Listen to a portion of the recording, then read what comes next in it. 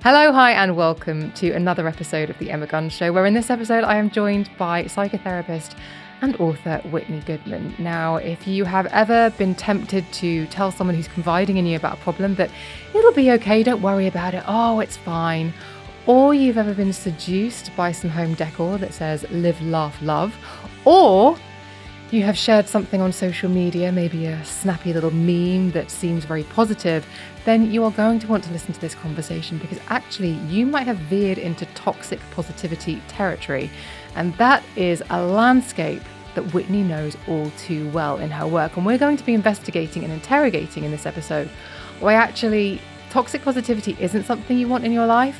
There can be so much more gained from actually interrogating your negative emotions. So that's what we're going to be talking about today with Whitney. Whitney, welcome to the Emma Gunn Show. How are you? I'm good. Thank you for having me. It's a real pleasure to talk to you. So for the benefit of listeners, I've already given you an introduction, but you are a licensed psychotherapist and author. And the topic that we're really going to unpick here today is toxic positivity. And I would really like to find out what it is that drew you to this topic, because toxic positivity to me is just like the perfect way of describing it. And it really is something that requires, I think, quite a lot of unpicking. I think it's really useful to do that. Yeah, so this is a phenomenon that I started to notice around me, I think, just as a human being. But it wasn't until I became a therapist that I realized how much we were using positivity as sort of a tool and a weapon with people to convince them they had to be feeling happy all the time. And in 2018, I joined Instagram as a therapist and started promoting my practice. And once I started talking about this topic, everyone was like, wow, I have felt that too, or I've always been looking for a word for that. And that to me was the biggest sign of like, we have to unpack this and start talking about it. Because longtime listeners will know, and we're now friends because you're on the show. So I can tell you that I have definitely had my battles with my mental health, and they were characterized by depression and anxiety. And for a long time before I actually had something as concrete and as helpful as a diagnosis, what I had, I realized, and in reading your book, I really was able to see what had happened, was this idea of stop complaining and start talking in a certain way. And if you just keep talking in that way, Emma, you'll get better. And I, spoiler alert, learned that was a nonsense. Absolutely. I think so many people can relate to that feeling. And we do that with physical health and mental health, right? Where we tell people just think a certain way, journal a certain way, and all your problems will be fixed. So can we talk about, for the benefit of listeners, what toxic positivity looks and feels like? Like, how does it show up in our lives? Because I think it shows up in quite a silent, sinister way. It kind of creeps in. So I think it could be really helpful, based on your experience and expertise, to just describe how it might look, feel, and sound. Yeah. So toxic positivity shows up in moments where we are feeling distress, we're talking about something that's difficult for us, and someone responds in a way that is positive on the surface, but is quite dismissive and shuts down the conversation. So what that might look like is that you're telling me about an anxious feeling you were having, or that you're worried about a test coming up, and I say, don't worry about it. You're going to do great. Everything's going to be fine. Or if you're going through a loss and someone says, well, everything happens for a reason. This will all make sense in the end. And so actually, this is where I think it gets confusing, because that person might genuinely be trying to be helpful, but it isn't. And yet there's no room with which to say, that's unhelpful. Actually, that didn't help me, because it looks as though you're batting away a kind gesture, right? Yes, I think most people who say these things are trying to be helpful, but in the end, it matters that they're trying to be helpful, but ultimately their goal is to help, right? And so I think that's why we do have to step in and say, hey, I know you're trying to help, but what you're saying actually is kind of hurtful to me, or it's not helping me right now because I'm not in that place yet. And I guess the reflex to that, to not be toxically positive, is to say, no, you're right, that's terrible, that's really bad. But we're reluctant to do that. Why do you think that people are reluctant to actually just sit with it and say, yeah, that is pretty awful? I have learned through talking with people after writing this book that people are very afraid that they're going to make someone get stuck in a feeling or that they're going to make it worse. And so they think if I kind of lean in with you to that bad feeling, then you're going to be depressed. You're never going to get out of it. And all you're going to do is complain to me. And I've actually found the opposite that if I say to someone, wow, that does sound really bad, or that sounds like it's really hard, they actually kind of like settle into that and they usually stop complaining because they feel heard and understood. I see. So if someone's saying it's going to be all right, or it's not that bad, or this happens, and I'm just thinking about my own experiences, thinking about actually you then maybe pile on something else to try and convince them it's worse, because actually you're trying to get to a place where they say, "Oh my goodness, you've really had it rough." Exactly. So if you just believe me and validate what I'm saying, we don't have to get into this game of like, well, it actually is this bad. And then I think people do feel very on the defensive, like they have to convince the listener that their problem is valid. And that's not a good feeling. So if someone's listening to this and they're thinking, "Oh, I'm now thinking about the last three times that somebody maybe confided in me about something, or I asked someone how they were doing and they said something, and I've invalidated or neutralized a conversation when I could have been more helpful." What are some useful shifts we can begin to change about how we respond to people in order to be helpful? The first thing I encourage people to do is seek understanding. And this, of course, depends on the type of the relationship. But if you're in a relationship with someone that you are close and you're friends, asking questions that are appropriate to show you're trying to learn. So, what's that like for you? What's the hardest part? What are you worried about? Like, walk me through your options. Really, like a therapist does, is just helping you talk about the problem. And then from there, trying to show validation and compassion. And that doesn't mean that you have to necessarily agree with the person, but just saying, like, that does sound really hard, or I'm here for you, during this time. I want to be there for you. And then backing that all up with action. So I think a lot of the time we say, like, I'm here for you. I hope you're okay. And we don't do anything. And most action is Mm. better than inaction. So even thinking, like, can I just drop food off and text them like, hey, I left a meal at your door, or send a gift card for groceries. Like there's all these different things you can do that are not invasive into the person's life if that's what you're worried about. Mm. Okay. So it's these open-ended questions in a way, isn't it? It's basically it's opening up the discussion, it's not shutting it down, and it's not dramatizing it or amplifying a bad feeling. As you say, if you ask an open-ended question, you're not going to magnify the issue. You're just giving it the air to be exposed, and that can be a good thing. Yes. What happens with toxic positivity a lot of the time is that it's a very simple solution for a complicated problem that we know nothing about. So if someone says to you, I am so stressed about this, upcoming procedure I have, and you say, oh, it's going to be fine, you haven't even learned about what's hard for them. So the other person's feeling like they don't even know what this is, what I'm worried about.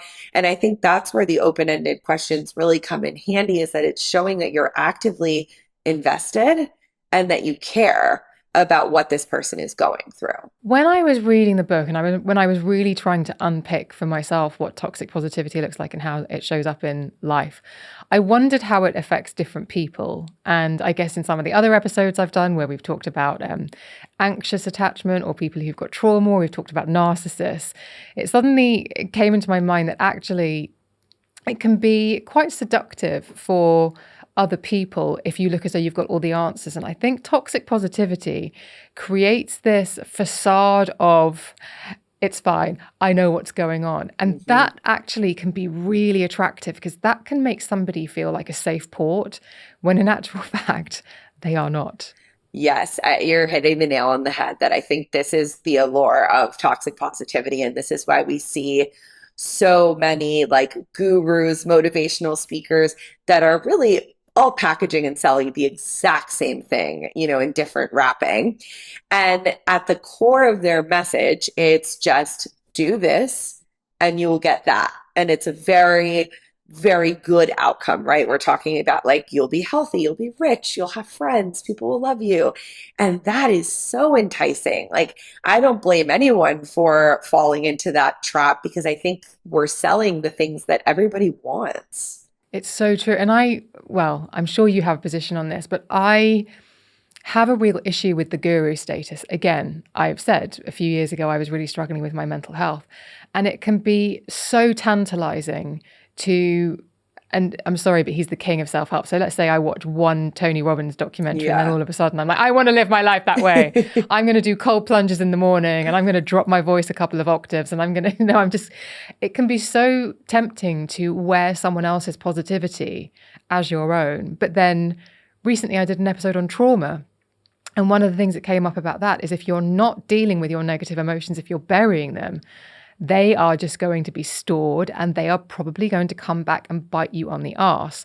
So you best be leaning into those things, not trying to cover them with platitudes or really wonderful like memes that rhyme that make it sound like you've got your life together.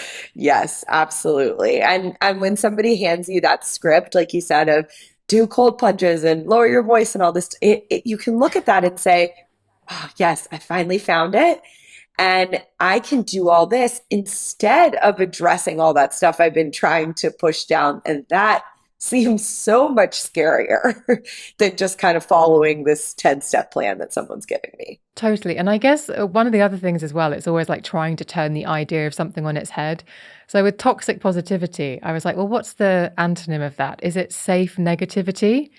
And I wondered, I mean, obviously we don't have to wrap it up in a particular phrase, but I was just thinking, actually, there is so much to be said for paying attention to what your negative thoughts, feelings, and emotions are telling you and not papering over the cracks by trying to neutralize them with the opposite positive.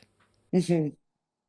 There's so much power in that. And I think actually when we start trying to neutralize everything with a positive, we stop paying attention to those voices that are telling us something is wrong in our life. And you see people do this, with their health, with their relationships, where they stay in situations that aren't serving them in some way because they feel like they just need to put a positive spin on it.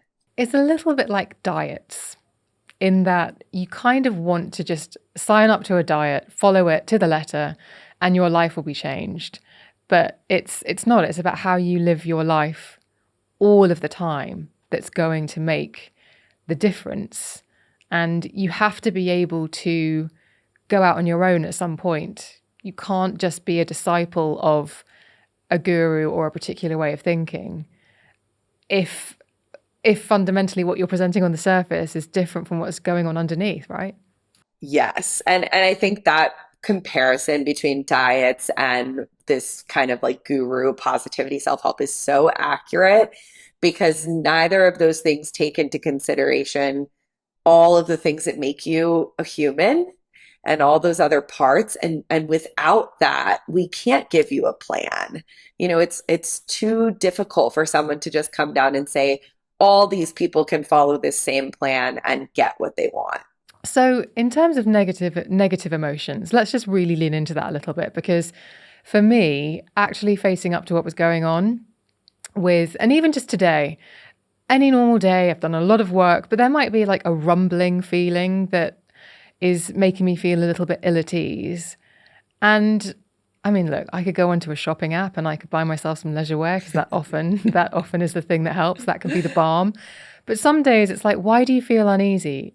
Okay, it's because of this. It's this work thing, or it's because you haven't spoken to that friend in a while and you're feeling guilty about it. Actually interrogating those wobbly feelings can be so, well, not can be, it's so much more empowering. But I think what toxic positivity does is it displaces us, it removes us from being able to A, know when it's a wobbly feeling, and B, having the courage to confront it. Yes, there's this great middle ground where I think we can look at our negative thoughts and decide which ones are worth investigating, like you're talking about. And when we have that skill, we are able to look at our life and be like, this is one of the important negative thoughts. Like, I need to investigate this because I might need to change something in my life. Maybe my boss is really making my life difficult, or I need to, take a different career path. And I think anytime we say to ourselves, like, oh, I'm being negative, I'm not allowed to have that thought, and try to shut it down, we are robbing ourselves of that like problem solving power and the agency to kind of actually take control of our lives. And this brings me neatly, I guess, onto complaining, because what I used to be very good at was complaining, but with no end in sight. Because Mhm. I was complaining, I had identified the negative problem and I would just complain about it all the time, but I wasn't taking any action. And I guess that's the crucial step. That's the thing that we have to empower people with. It's that you might be complaining about something, you might have spotted that something in your life is not the way you want it to be. That's fine, but that has to be married to action. Yes. And the biggest action I find is that deciding who to bring that complaint to is pivotal, because for some people, the action is really just that they want to feel heard or understood or feel connected. We all complain about things, just to feel close to other people, right? But if you're complaining about something and you want to create change, and let's say you keep going to your spouse about it instead of your boss when the problem's at work, that complaining might always feel like a dead end and keep you feeling stuck. And can we talk about the sources of, or the people that we go to with our complaints or with our negative emotions? Because we've talked about the fact that toxic positivity can just kind of neutralize it, or not neutralize it, but be unhelpful. But I think there's an element of the people that we choose to go to, we want them, we have an expectation of how they're going to respond. And there's something about them potentially that we need, whether it's their approval, whether it's them to agree with us. But we also know that sometimes if you go to the wrong person, it can be worse than being unhelpful. It can make you feel really terrible. So how does somebody identify those safe people? And I say this asking the question because I'm a human heat-seeking missile for narcissists. So I have a long history of going to the wrong people for reassurance. So help my listeners, but also help me, Whitney. Yes. So a lot of us are reenacting old patterns with different people, right? And so you continue to get into the same types of relationships with a different person, expecting a different outcome. And I think that's when people have to get really honest with themselves of like, what has this person given me in the past? What am I hoping I'm going to get from them? And what's going to happen if I don't get that reaction or that support or whatever it is I'm looking for from them? And thinking about how is that going to feel for me? I think that's really important when we're talking about like narcissism or people that have been cruel when you go to them for help. Oftentimes people keep going back to like a parent that's always been abusive, continuing to trying to right that wrong. And really, the most powerful thing you can do is find somebody that's able to give you what you want. And that also requires you being honest with those people about what you need. So saying things like, I just really need someone to listen right now, or I'm looking for advice. Can you help me work through this? And trying to be very deliberate about what you need from that person. Is it also the case that if you do go to somebody once and you do come away with that very unsatisfied feeling that I can now sort of taste, but that really awful feeling is that once bitten, twice shy, don't go to that same source again? Would you say it's a one strike and you're out? What I recommend is like after one strike, I think then would be a perfect opportunity to try to express like, hey, this didn't go how I wanted it to. This is what I would like to get from you.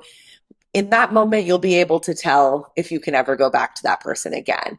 If someone gets very defensive and is putting the blame on you, I don't care, you're being dramatic, all these phrases that we hear, all right, might not be your person. If they say, oh, wow, I did not mean for it to come across that way, I really want to be helpful, and they're actively trying to learn, that might be somebody that you want to invest a little bit of time in working on that. Okay. I want to bring up at this particular point in time a book that I know that you've discussed. And like many people, I was sitting in the chair at a hairdresser's and my hairdresser told me about this incredible book that had changed their life. And Whitney, I think you probably know which book it is, but it was Law of Attraction. And I don't know about Yes, my anyone else who's listening favorite. to this show. I don't know if you've done it. Exactly. The amount of times you are talking to a friend and before you know it, you're on the app and that book is coming by 1 p.m. tomorrow. But I read it and, well, actually, I didn't make it to the end because I got halfway through and realized I was just fundamentally offended by many of the principles. This idea Mhm. of the negative thoughts in my head could make me sick, and that these negative thoughts in my head were the reason why I wasn't living the life that I wanted to live. I actually felt unhelped by it. Mhm. I can understand why you felt that way. I felt the same way. I read so many of those books as research for this book. And every time I talk about the law of attraction, the secret, people always tell me I'm misinterpreting it. But I don't know how you can interpret like negative thoughts are making you sick in any other way. So I will just say that I think if anybody picks up that book and has the same reaction that you and I are talking about, that that's a sign to put it down and it's not the tool for you. And it is this, I know so many people who swear by things like The Secret and the Law of Attraction. And look, Whitney, I'm not going to take it away from anybody, but equally, if somebody is listening to this and they're in a state of distress about their life and they are having a mental health crisis, it certainly isn't going to be the resource that I direct them towards. Same. I agree with you 100% there. And so, for that reason, I'm always keen to share with listeners the resources that can be incredibly helpful. Now, I've done therapy. I found it to be an absolutely transformative experience because I was, for the first time ever, given permission to sit with my thoughts, and they were validated, exactly what you say in the book. So, what would your advice be to somebody who might be listening to this thinking, oh my gosh, I've got live, laugh, love up in my kitchen, and I've just realized it's not only ugly, but nonsense? The first step, I think, is just learning that you are allowed to have a variety of emotions. And I think when you give yourself that permission, it opens up another world. So if I have a negative thought, an intrusive thought, a depressed thought, it doesn't say anything about who I am as a person. We all like, I think all of us have looked out the window and thought like, oh, what if like a tree fell down or a pig flew by? And it's not a real thought. You know, people think crazy things all the time. And so not giving so much value to that. And in that experience, you can just start allowing yourself to feel different things and ask yourself, what might this feeling be? What would I call it? You know, and getting more comfortable with that. And I think therapy is the perfect place to do that with someone that's able to guide you. And I think as well, when it comes to anxiety, depression, not feeling as though you are able to really participate in your life because of your mental health, there's a huge amount of shame still attached to that. But as you're describing, actually, these negative thoughts don't mean that you're wrong. They don't mean that you're broken. And they certainly don't mean that you need to buck up and start using positive vocabulary. Exactly. And it can be a really scary existence when you feel like your thoughts dictate who you are as a person and that they mean that much about you. I've seen that develop into more like OCD type behaviors, and it's scary. I don't want anyone to have to live that way. So let's talk about this obsession with happiness, because actually that is the subtitle of the book, Keeping It Real in a World Obsessed with Being Happy. This idea, this is how it always seemed to me back in the day, was that happiness was a place that you would get to and remain. And that was what life was all about, getting to it. And it was static. Mhm. And what I have learned and what I've come to embrace is that it can be something that you feel once a day. It can be something you experience in your week, but it is not a constant and it is not static. And once it is earned, it is not always yours. It is something that you have to work towards and make an effort to have. Exactly. I had a similar feeling growing up that at each stage of life, when I got that thing, graduated, got married, whatever it was, I would be given like another bag of happiness and it would feel good in that moment. And I think a lot of us know that feeling of like getting to a stage and being like, wait, this is it? Like, I thought this was going to feel different. And that to me is the easiest way to remember and remind yourself that like happiness comes and goes, and every experience that you have in life is probably going to be a mixture of emotions. Because I think if you're locked into this idea of happiness being a state, a place, that you will end up looking through life, and please correct me if I'm wrong here, but looking through life through a lens of dissatisfaction. Yes, I think you're looking through the lens of like, what do I have to do next to be happy? And it locks you into this thing of like, what am I going to buy? What am I going to do? What am I going to change? And it's constant. This is probably a really good time, though, to talk about probably happiness and positivity probably get bundled in together, and people think that they're sort of one and the same. But actually, for you, happiness, well, not for you, they are very different things. Would you mind describing the difference between happiness and positivity? Yes, happiness to me is like we just mentioned, it's another feeling just like all the other ones. We experience it, it's important, but it should not be the center of your life. Positivity, I think, is a tool that we've been given that we were told was going to induce a constant state of happiness. So positivity can come in the form of, how you're thinking, what you're saying, and it's not necessarily good or bad. It's just all about when it's being used and how. Okay. So, I mean, I always use this example, but like it's when I go to park and I will always, before I get to my destination, I will always see that parking space. It's going to happen really easily. That serves me really nicely because, not because I manifest, and perhaps we can talk about manifesting, not because I manifest the parking space, but because I've got myself into a state of mind whereby I'm not expecting there not to be a parking space. So my frame of mind going into that car park is that I'm not expecting failure, which can just make anyone a grumpus. And so, well, talk to me about that, because that actually, I find that really helpful. But are we veering towards toxic positivity there? I don't think so, because I think the key part about what is toxic positivity and what isn't is how it feels to you. And what you're saying in this moment is like, this is empowering to me. This is something I use that helps me. It's also not dismissive. You're not telling yourself like that you shouldn't be feeling something or using this, manifesting a parking space to cover up for something bad. It's really just you, Mm-hmm. infusing some type of positivity or visualization into your day, which I think is helpful. Oh, so this is a huge thing at the moment, this idea of manifesting and of visualization. And I do think there's something in that, but it probably inhabits in this conversation something of a gray space, because for me, it comes back to what I said a minute ago, whereby you can do all the positive thinking you like, you can do all the manifesting you like, but at some point you have to take ownership of your actions within that. You can't just, I mean, Whitney, a few years ago, somebody told me to, on a full moon, write down 3 things that I really wanted on a piece of paper, and then to fold them into triangles and then set fire to them and throw them into a stream. And I Mm, did. sounds like a And lot of work. well, there's a lot of work. It was a bit mucky. I didn't have a lighter. Like it was just that's when I think we get into nonsense territory. Yet Mhm. yet for some people that will be the most empowering thing they could do on every lunar cycle. So this idea that you can manifest your reality without any effort is where I get really stuck. Like the gears just do not work for me on that. Would you mind giving me your perspective on that, and where it comes into your Yeah. work?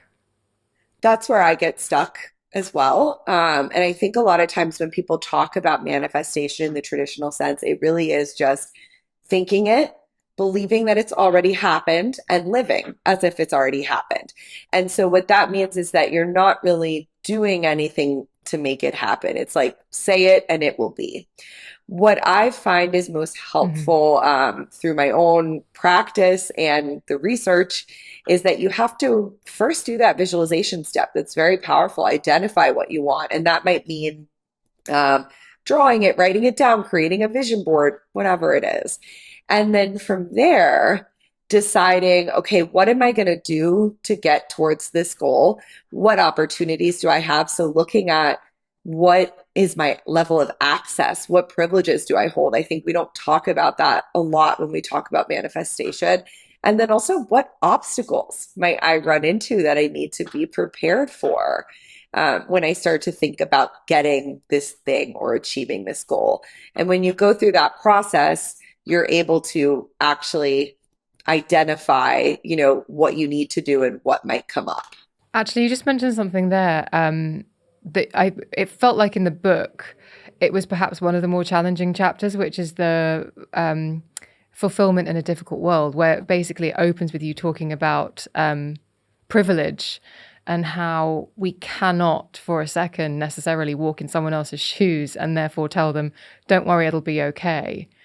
And that seemed as though it was perhaps the newest element to this conversation of actually taking into consideration so many different perspectives, whilst also then being helpful when those people are challenged. Exactly. I had a conversation with someone yesterday about this where they said, but everything does always work out in the end for people. And I was thinking, like, I have so many clients I've worked with over the years where, yes, things ended up being okay or they were fixed in a certain way, but maybe they lost a limb or they had cancer or they couldn't do the things they wanted to do. And in that case, like, they might not define it as being okay. And so starting to think about, like, what is it like for people who don't live in my world, in my position, who have my body, my access?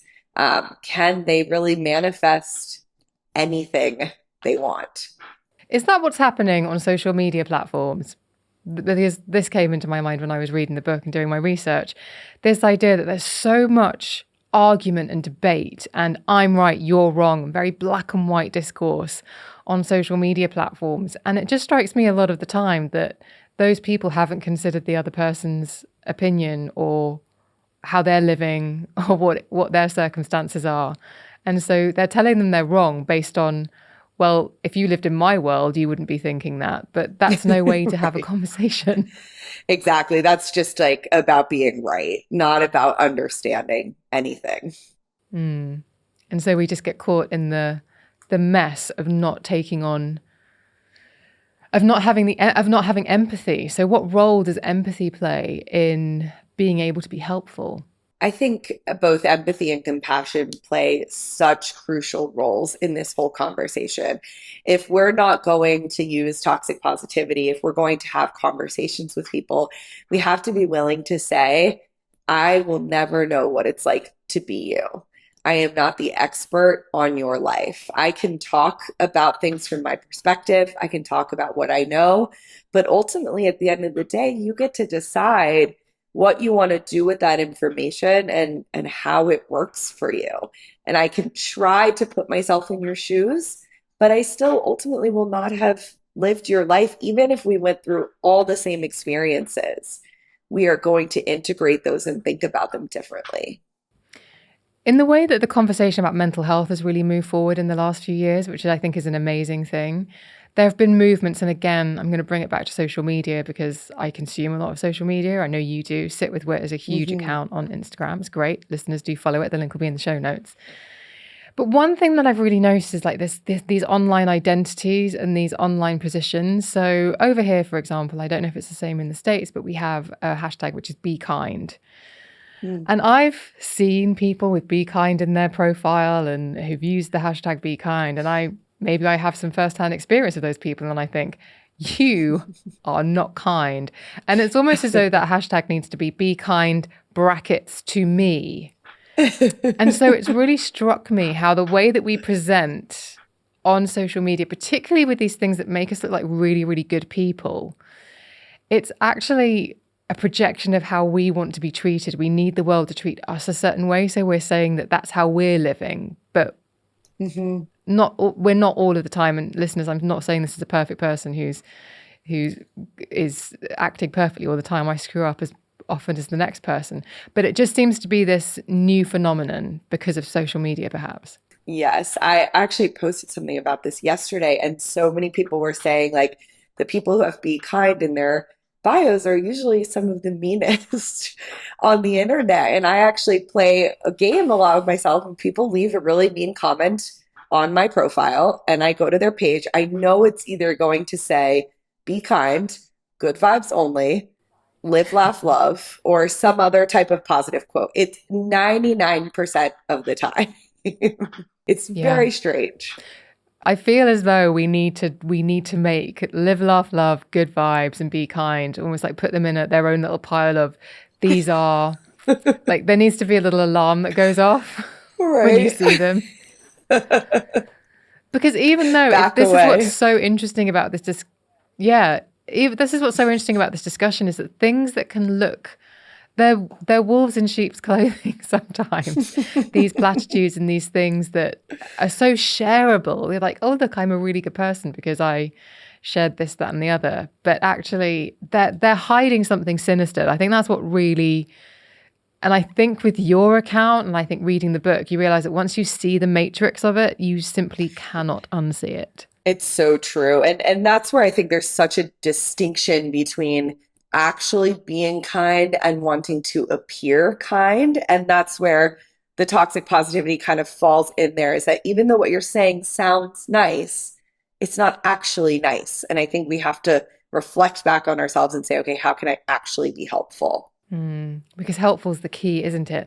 And it's really interesting what we were talking about a little while ago about validating people's feelings, because since I read your book, and listeners will know, like I wear the book as a second skin. I like to live these books when I read them, especially if I really take to them in the way that I have with your book. I think it's absolutely excellent.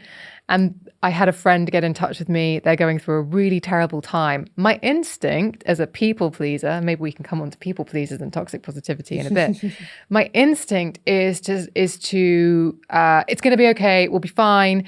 What do you need? I can come round. Have you tried watching Heart of Dixie? That always makes me feel really good.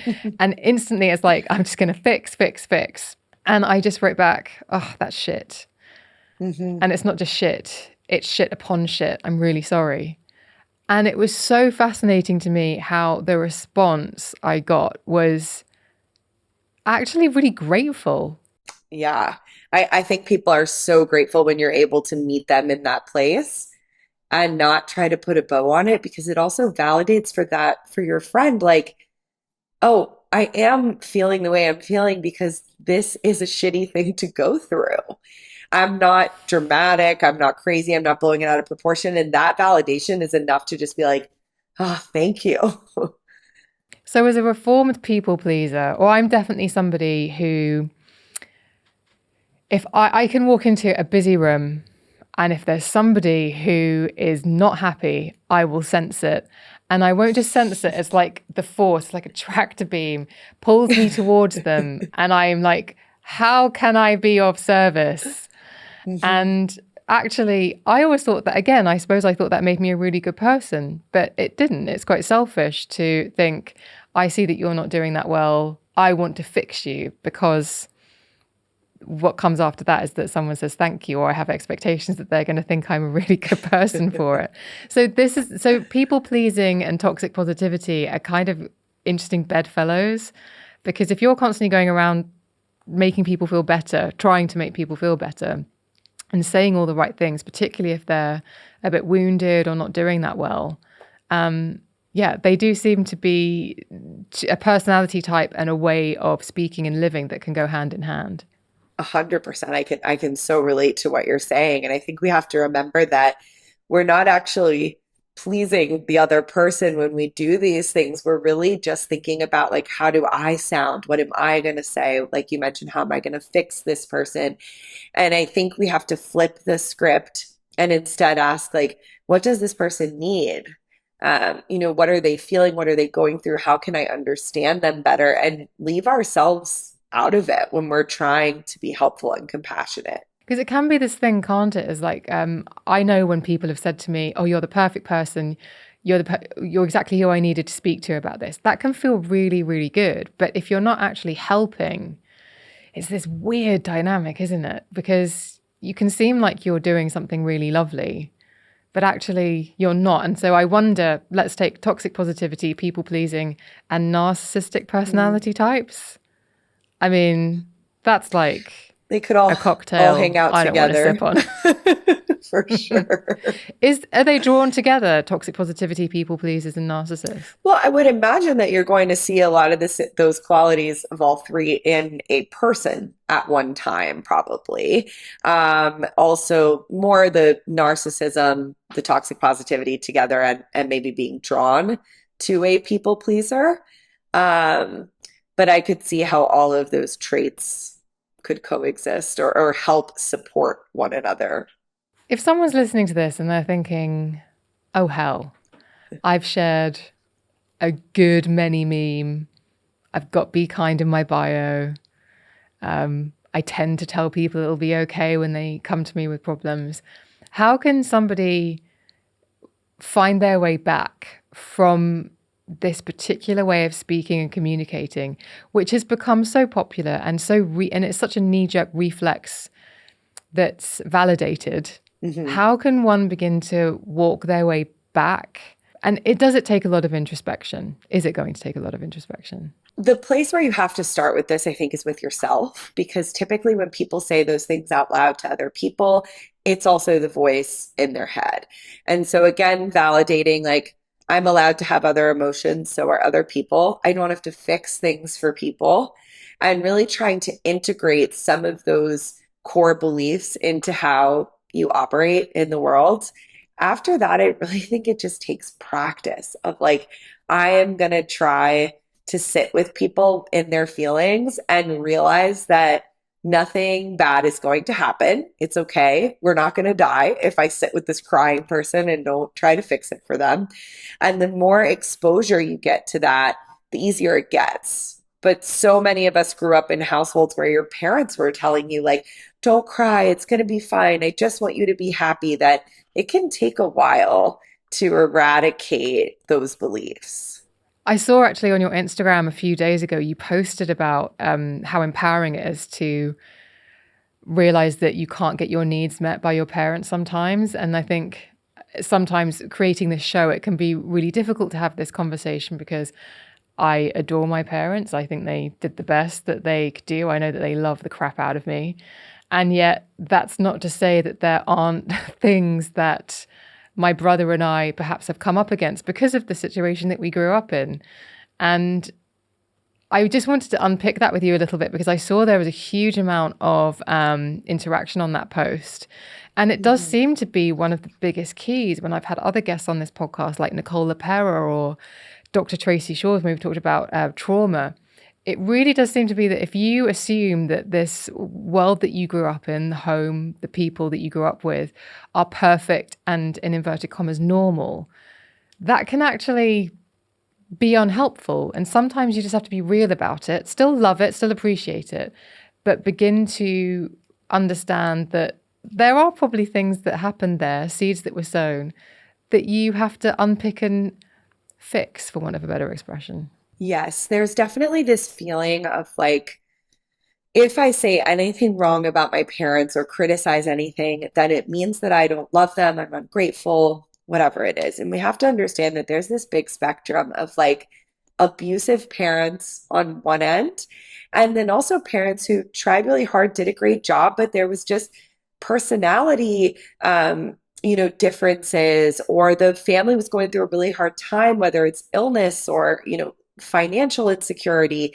that can lead to issues with the kids as adults. And I really want to empower young adults and adults to have these conversations with their parents and with themselves and with therapists so that they cannot carry those wounds silently and can repair them. And that will really allow you to, I think, have more meaningful, deeper relationships with your parents as an adult. And also, if you don't interrogate those things, if you if you act as though that time, those people are sacrosanct, then you are removing yourself from the ability to learn about yourself. If you just accept it and don't look at it, then you could potentially be missing out on perhaps empowering yourself or enriching your future and understanding yourself better. For sure. And you might then in turn carry over some of those behaviors you don't like as a parent, as a spouse, as an adult, because you've chosen not to investigate them. And I think when some adult children look at their parents and look at their childhood, they might also learn my parents really didn't do the best that they could have under any circumstances. And I can't have a relationship with them because it's dangerous to me, and that's allowed to happen as well. And then equally, it can make you see people through a completely different light and a more appreciative one. Yes, absolutely. But you won't know that unless you have a look at it. What's the biggest thing you've ever had to overcome, and how did you do it? Gosh, that's a hard-hitting therapist question. The humdinger. Yeah, for the majority of my life, I have had someone in my nuclear family that has been uh, chronically ill in some way, whether that was a parent or a sibling. And so I think that was something that I had to definitely learn how to manage, and how to incorporate that into my life. The biggest thing for me was setting reasonable expectations for people and not being disappointed with people when they can't offer you what you would have wanted them to. That is something, if you don't mind, I would love to just ask you about expectations. You said Sure. it then about not being disappointed. There's a trauma response, isn't there, of hyper independence? How do you find that sweet spot between not being disappointed when people don't meet your needs and then going into hyper independence? Yeah, I'm definitely one that can go into the hyper independence mode. And so for me, it was a learning process of figuring out what are reasonable expectations for this person given their limitations, and then relying on those people in that way and still having an expectation that those needs be met within reason. So things like being kind, being compassionate, checking in, things that I think people can do even when they're in a difficult situation, and also empowering myself to say, hey, I know you didn't mean to do this, but this really hurt me when this happened. Can we talk about it? It's understanding, isn't it, that the way that you behave isn't the way that other people will, and Yes. being okay with that, and also beginning to understand the rhythm of other people, and that if they don't do what you would have done, it doesn't make them bad or wrong, and it doesn't mean that you aren't valued. Yes, that is a very hard lesson to learn. It's always like, well, I would have shown up for them or I would have done this, and so that makes them bad. But it's not necessarily the case. Hmm. Okay, as we draw to the end of our time together, I wanted to ask you something that I ask all my guests, which is based on all the work that you've done, I would be really curious about the advice that you could give someone listening. What's a small change they could make in their lives that would make the biggest difference? I really think that having a routine is honestly one of the biggest things that will change your life, and a routine that is easy for you to stick to, and that has a moment in every day where you are prioritizing yourself, whatever that looks like. And I think that's so hard for parents, for people that are in a difficult stage of life. That has been transformational for me personally and professionally. Could it be as simple as, and listeners will know, like I've talked about with the Habit series, getting up at the same time and going to bed at the same time every day? Is it stuff like that? Just scheduling, being aware of the Absolutely. time? Yes. And having, a flexible list of like, these are the four things that I do every day for myself. And that might mean I go on a 5-minute walk, I take a shower, and I go to bed at the same time. But when I do those things, I am committed to myself. I am able to look back at my day and know that I always did something that put myself first. And this is amazing because this really comes back to what we've been talking about with toxic positivity, and toxic positivity disconnects you And removing yourself from that connects you with your emotions, good and bad. And so does a routine. It connects you with what serves you. It connects you with the things that you shouldn't be doing every day. But it really cements the things that will make every day better for you. Exactly. I have loved talking to you. The book is really wonderful. And I think as well, what I enjoyed so much about toxic positivity and really getting to dig into it is that because toxic positivity presents as these platitudes, these shareable memes, and these lovely sayings that rhyme, I didn't actually realize how forensic one can get in dismantling it. And I really appreciated the different levels that you went to in the book, talking about boundaries, talking about negative emotions. And rather than just sort of, it's about flicking that switch off, it really does go into the detail required in order to make people understand toxic positive and how it has shown up in their life in the first place, and then how to dismantle it and move forward positively, but not toxically. Thank you. I appreciate that. Listeners, I will be putting the links to Whitney, the book, everything that we have discussed, anything else that we've mentioned, it will be in the show notes. But it's been such a pleasure to speak to you. Thanks for joining me on the show. Thank you for having me.